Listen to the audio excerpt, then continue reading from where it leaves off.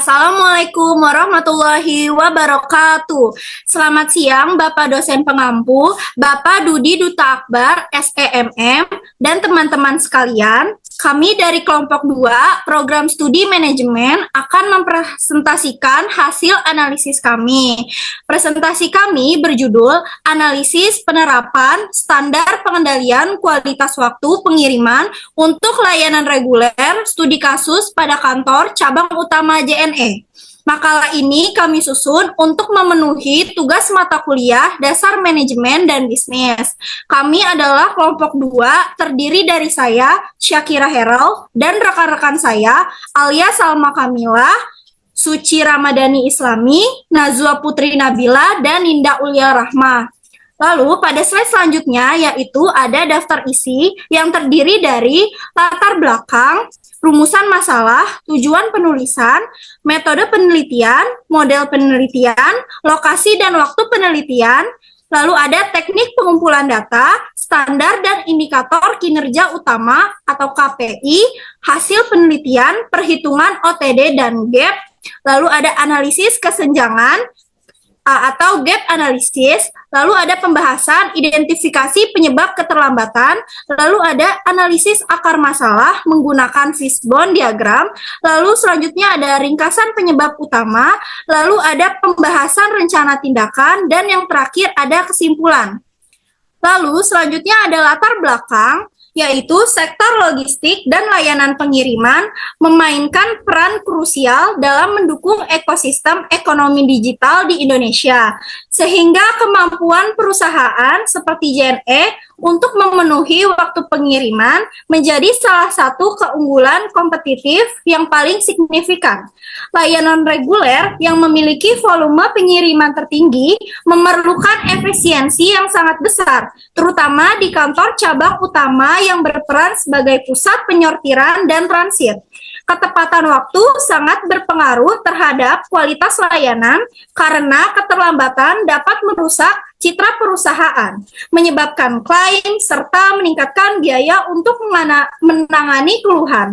Kinerja OTD menggambarkan efektivitas proses internal seperti penyortiran dan pengiriman, sehingga analisis ini akan berfokus pada pengukuran tingkat ketepatan waktu, menilai selisih antar target dan pencapaian, menemukan penyebab masalah, serta merumuskan langkah-langkah perbaikan untuk meningkatkan kepatuhan terhadap SLA layanan reguler. Lalu selanjutnya terdapat rumusan masalah. Yang pertama ada berapakah nilai kesenjangan gap antar kinerja actual on time delivery atau OTD rate layanan reguler kantor cabang utama JNE dengan standar OTD yang telah ditetapkan target KPI.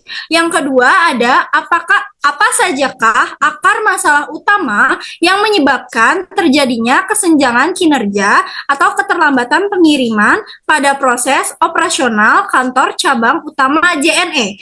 Lalu yang ketiga ada bagaimana rencana tindakan korektif yang spesifik dan terukur yang dapat diusulkan untuk mengatasi akar masalah tersebut guna mencapai standar OTD layanan reguler. Lalu pada slide selanjutnya terdapat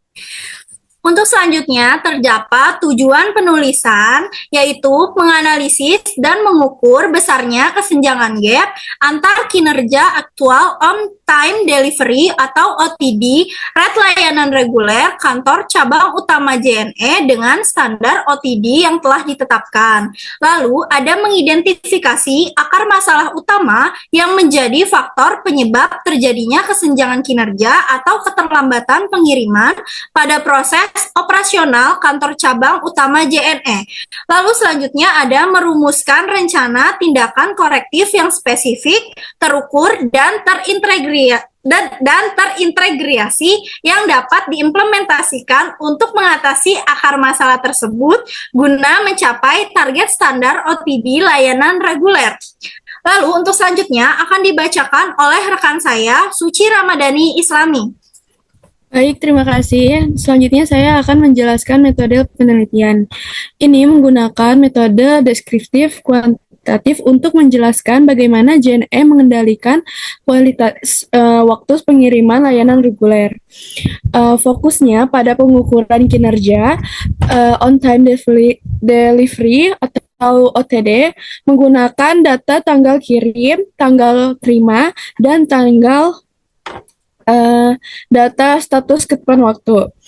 Dari data tersebut dihitung KPI dan dilihat terselisih antara standar dan realisasi metode deskriptif dipilih agar kondisi operasional JNE dapat tergambar jelas, termasuk proses sortir, pemandaian, dan dispensing yang memengaruhi ketepatan waktu penerimaan. Nah, selanjutnya itu ada model penelitian. Ini berfokus mengontrol performa operasional lewat 4 langkah, yaitu ada nentuin standar, mengukur kinerja, dan bandingin hasil sama standar, dan terakhir bikin perbaikan. Nah, standar utama yang dipakai itu adalah KPI, on time delivery atau OTD 92% sesuai SLA, layanan reguler dengan target pengiriman maksimal 3 hari. Pengukuran dilakukan pada 250 paket selama 2 minggu buat mengecek apakah paket sampai sesuai ETA atau tidak. Nah, untuk di sini selanjutnya ada rumusnya, yaitu OTD 8% sama dengan jumlah paket tiba tepat waktu atau total paket dikali 100%. Nah, selanjutnya itu ada rumus gap analysis, itu gap persen sama dengan OTD aktual kurang OTD standar untuk mengetahui selisih antara target dan pencapaian. Hasil dari analisis gap ini nantinya akan menjadi acuan untuk tindakan perbaikan dalam merumuskan strategi peningkatan proses sehingga efektif pengiriman dapat lebih baik. Selanjutnya yaitu ada lokasi dan waktu. Di sini lokasi dilaksanakan pada kantor cabang utama JNE yang menjadi pusat distribusi dan transit barang sebelum dikirim ke alamat tujuan. Pemilihan lokasi ini didasar pada peran yang strategis dalam rantai distribusi JNE. Nah, selanjutnya itu ada waktu. Ini dilakukan selama 2 minggu, yaitu periode cukup representatif untuk menggambarkan kondisi operasional harian, sekaligus menangkap variasi volume kiriman yang dapat mempengaruhi tingkat ketepatan pengiriman. Selanjutnya akan dijelaskan oleh rekan saya, yaitu Najwa. Bagian ini aku akan menjelaskan teknik pengumpulan data yang digunakan dalam penelitian. Penelitian ini memakai 2 pendekatan sekaligus, yaitu data kuantitatif dan kualitatif, supaya hasil analisisnya lebih komprehensif. Pertama, untuk data kuantitatif, datanya diperoleh dari proses pelacakan atau tracking terhadap 250 paket layanan reguler. Data yang dikumpulkan itu mencakup tanggal paket dikirim, tanggal paket diterima, status ketepatan waktu, apakah tepat waktu atau terlambat, serta lead time pengiriman. Data inilah yang dipakai sebagai dasar perhitungan OTD dan sebagai pembanding antara kinerja aktual dengan standar perusahaan. Lalu yang kedua itu ada data kualitatif. Data ini dikumpulkan melalui studi pustaka terkait manajemen operasi dan logistis, observasi online terhadap proses tracking, serta ulasan pelanggan di marketplace maupun media sosial yang berhubungan dengan keterlambatan. Data kualitatif ini membantu memahami penyebab keterlambatan secara lebih dalam. Kita masuk ke standar dan indikator kinerja utama atau KPI. Penetapan standar ini adalah tahap fundamental dalam mengendalikan kualitas waktu pengiriman.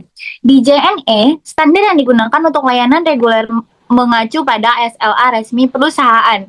Standar ini dipakai sebagai tolok ukur utama untuk menilai apakah proses pengiriman di cabang sudah sesuai sama targetnya. Dalam tabel yang ditampilkan, bisa dilihat bahwa estimasi waktu pengiriman untuk layanan reguler adalah 2-3 hari. Selain itu, ada juga ketentuan toleransi keterlambatan maksimal 5%. Standar inilah yang kemudian menjadi acuan saat mengevaluasi performa cabang selama penelitian. Yang kedua, penetapan KPI untuk mengukur performa penyampaian paket terhadap standar ditetapkan dua KPI utama, yaitu KPI waktu dan KPI kualitas layanan. Pertama nih, KPI waktu operational efficiency. KPI ini digunakan untuk mengukur kecepatan proses internal cabang mulai dari sortir, manifest, sampai dispatching. Ada dua indikator utama. Yang pertama adalah on-time delivery rate atau OTD, yaitu persentase paket yang diterima pelanggan tepat waktu sesuai SLA. Rumusnya adalah jumlah paket tepat waktu dibagi total paket, kemudian dikalikan sama 100%-nya. Yang kedua adalah lead time pengiriman. Indikator ini mengukur total waktu dari saat paket dikirim hingga sampai ke pelanggan. Lead time membantu mengetahui apakah keterlambatan berasal dari proses internal atau dari faktor eksternal. Selanjutnya adalah KPI kualitas layanan atau service quality yang berhubungan dengan persepsi pelanggan. Indikator pertama adalah persentase keluhan terkait keterlambatan. Indikator ini mengukur berapa banyak pelanggan yang melaporkan keterlambatan dibandingkan total paket pada periode tertentu. Indikator kedua adalah tingkat kebersihan pengiriman sesuai janji layanan, yaitu seberapa konsistennya cabang memenuhi waktu pengiriman yang dijanjikan. Kemudian ada hubungan antara standar dan KPI. SLA menetapkan target kinerja, sementara KPI digunakan untuk menilai apakah target tersebut tercapai. Jika OTD-nya di atas 92%, maka cabang dianggap memenuhi standar kualitas. Namun, jika kurang dari 92%, berarti ada gap kinerja yang perlu dianalisis lebih dalam. Dan jika keluhan pelanggan meningkat, itu menandakan adanya masalah kualitas layanan yang perlu segera diperbaiki. Dan selanjutnya akan dijelaskan oleh rekan saya, yaitu Alma Salma Kamila. Baik, terima kasih. Selanjutnya, saya akan menjelaskan hasil penelitian mengenai perhitungan on-time delivery atau OTD. OTD merupakan indikator utama untuk mengukur ketepatan waktu pengiriman paket. Rumus yang digunakan adalah jumlah paket yang dikirim tepat waktu dibagi dengan total keseluruhan paket kemudian dikalikan 100%. Dari total 250 paket yang diamati dalam periode penelitian, terdapat 214 paket yang berhasil dikirim tepat waktu atau tidak melebihi 3 hari sesuai standar layanan. Ketika angka ini dihitung dengan rumus OTD, nilai yang diperoleh adalah 85,6%. Secara sekilas, angka ini terlihat cukup besar. Namun, jika dibandingkan dengan standar service level agreement atau SLA perusahaan, yaitu minimal 92%, nilai 85,6% ini masih berada di bawah target. Selain itu, persentase keterlambatan mencapai 14,4%, yang mana sudah melampaui batas toleransi perusahaan sebesar 8%. Artinya, meskipun sebagian besar paket dapat dikirim tepat waktu, performa operasional secara keseluruhan masih belum konsisten dan membutuhkan evaluasi lebih lanjut agar dapat mencapai standar ketepatan waktu yang telah ditetapkan perusahaan. Berlanjut ke slide berikutnya.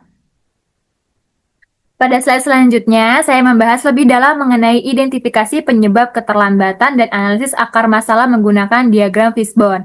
Identifikasi penyebab dilakukan melalui kombinasi data kualitatif seperti ulasan pelanggan, observasi proses tracking, serta evaluasi operasional internal cabang. Dari hasil analisis tersebut, penyebab keterlambatan dapat dikelompokkan ke dalam beberapa faktor besar. Pertama, adalah faktor operasional internal cabang. Faktor ini mencakup lamanya proses sortir, keterbatasan peralatan, ketidaksesuaian alur kerja, dan adanya penumpukan paket yang tidak teratasi dengan cepat.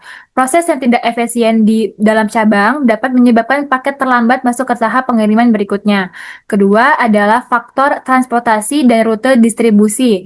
Masalah seperti rute yang kurang optimal, keterbatasan armada, kondisi lalu lintas, dan kendala geografis turut berkontribusi pada keterlambatan. Jika armada tidak dapat beroperasi dengan maksimal atau menghadapi hambatan perjalanan, ketepatan waktu pengiriman akan ikut terpengaruh. Ketiga adalah faktor administrasi dan sistem informasi, contohnya seperti keterlambatan scan paket, informasi tracking yang tidak real-time, serta kesalahan input alamat. Hal ini dapat menimbulkan miskomunikasi, pengiriman ulang, maupun keterlambatan dalam proses decision making di lapangan. Analisis menggunakan fishbone diagram menunjukkan bahwa keenam komponen SDM, mesin atau peralatan, metode kerja, material atau data paket, lingkungan, serta pengukuran atau monitor. Astaga, gue udah muncul notif ituan anjir Zoom. Nanti lu cut ya di sini ya. Analisis menggunakan fishbone diagram menunjukkan bahwa keenam komponen SDM, mesin atau peralatan, metode kerja, material atau data paket, lingkungan, serta pengukuran atau monitoring semuanya saling berhubungan dan bersama-sama menyebabkan terjadinya keterlambatan. Misalnya jika kurir kekurangan atau beban kerja terlalu tinggi, sementara sistem tracking tidak akurat, maka proses operasional akan semakin terlambat dan ketidaksesuaian data sering terjadi. Kombinasi antara faktor internal dan eksternal inilah yang menjadi akar utama penyebab rendahnya tingkat ketepatan waktu pada cabang tersebut. Dengan memahami akar masalah secara detail, perusahaan dapat menentukan prioritas perbaikan yang paling efektif. Lalu, pada slide selanjutnya, oke. Pada bagian ini saya akan menjelaskan hasil penelitian penyebab rendahnya tingkat ketepatan waktu pengiriman atau on-time delivery. Berdasarkan analisis menggunakan pendekatan 5M, yaitu man, mesin, method, material, dan measurement, ditemukan bahwa keterlambatan pengiriman dipengaruhi oleh berbagai faktor yang saling berhubungan. Pertama, dari aspek man, yaitu sumber daya manusia. Di lapangan, ditemukan adanya kekurangan tenaga kerja, terutama pada jam-jam operasional yang padat. Selain itu, tingkat keahlian pekerja belum merata, sehingga beberapa proses membutuhkan waktu lebih lama karena harus dilakukan pengecekan ulang. Beban kerja yang meningkat secara mendadak juga menyebabkan proses penanganan paket tidak berjalan efisien yang diharapkan. Kedua, dari aspek mesin, fasilitas mesin sortir memiliki kapasitas yang terbatas. Mesinnya yang sudah tidak bekerja secara optimal, membuat proses pemindaian dan penyortiran paket menjadi lebih lambat. Hal ini mengakibatkan antrian paket menumpuk dan berdampak pada keterlambatan di tahap operasional berikutnya. Ketiga, aspek metode yang berkaitan dengan prosedur dan alur kerja. Proses sortir yang digunakan saat ini belum sepenuhnya efisien. Beberapa alur operasional masih menumpuk pada satu titik sehingga menyebabkan bottleneck atau penumpukan proses. Metode kerja yang kurang adaptif terhadap lonjakan volume paket juga memperlama waktu pemrosesan. Keempat, aspek material dalam konteks ini menunjuk pada data, informasi, dan dokumen pendukung. Sering terjadi ketidaktepatan input data seperti alamat atau kode rute sehingga paket perlu diverifikasi ulang. Selain itu, koordinasi antar divisi seperti antara bagian input data, sortir, dan kurir belum berjalan optimal sehingga menambah waktu tunggu paket. Kelima, aspek measurement, pemantauan terhadap lead time dan indikator kinerja seperti KPI belum dilakukan secara konsisten. Karena monitoring tidak berjalan maksimal, keterlambatan tidak dapat teridentifikasi lebih awal, sehingga tindakan korektif baru dilakukan setelah keterlambatan sudah terjadi. Jika diringkas, ada beberapa penyebab utama yang paling dominan, yaitu kapasitas sortir yang terbatas, backlog akibat lonjakan volume paket, lead time perpindahan antar transit dan yang tidak stabil, kendala pada proses pengantaran akhir atau last mile delivery, tidak tepatan input sistem. Secara keseluruhan, faktor-faktor tersebut selaras dengan kondisi operasional perusahaan ekspedisi pada umumnya, terutama ketika volume paket mengalami peningkatan. Temuan ini menunjukkan bahwa peningkatan kapasitas, perbaikan sistem, serta optimalisasi prosedur operasional menjadi langkah penting untuk meningkatkan ketepatan waktu pengiriman. Presentasi selanjutnya akan dilanjutkan oleh rekan saya, Ninda Ulia Rahma. Baik, terima kasih. Di sini saya akan menjelaskan pembahasan. Hasil analisis menunjukkan bahwa nilai on-time delivery atau OTD sebesar 85,6% masih berada di bawah standar perusahaan 92%, sehingga terdapat gap 6,4% yang menandakan proses operasional JNE cabang utama belum sepenuhnya memenuhi SLA. Keterlambatan ini dipengaruhi oleh beberapa faktor dominan, yaitu kapasitas sortir yang tidak sebanding dengan volume paket, keterlambatan pemindaian yang menyebabkan data tracking tidak akurat, keterbatasan armada yang tidak keterseimbangan rute antar shift, permasalahan alamat yang memicu return to station, serta hambatan pada proses last mile delivery akibat rute yang kurang optimal dan kondisi lapangan seperti kemacetan.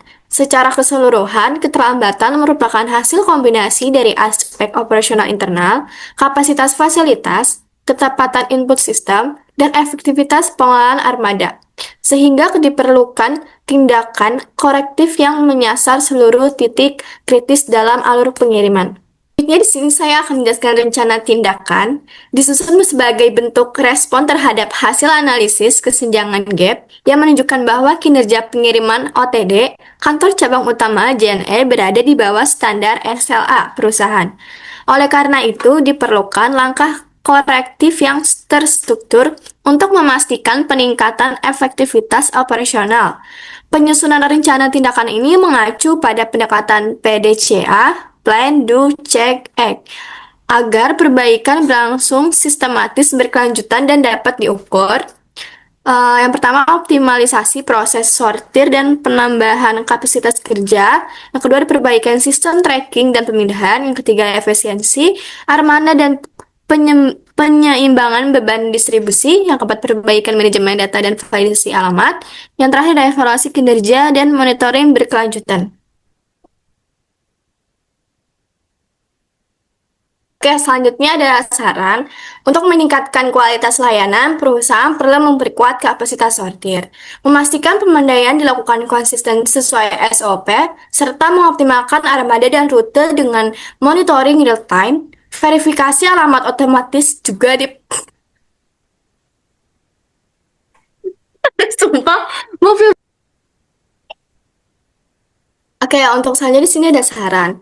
Untuk meningkatkan kualitas layanan, perusahaan perlu memperkuat kapasitas sortir, memastikan pemandaian dilakukan konsisten sesuai SOP, serta mengoptimalkan armada dan rute dengan monitoring real-time. Verifikasi alamat otomatis juga diperlukan untuk mengurangi kendala pengiriman, serta evaluasi OTD harus dilakukan rutin agar perbaikan dapat segera diterapkan.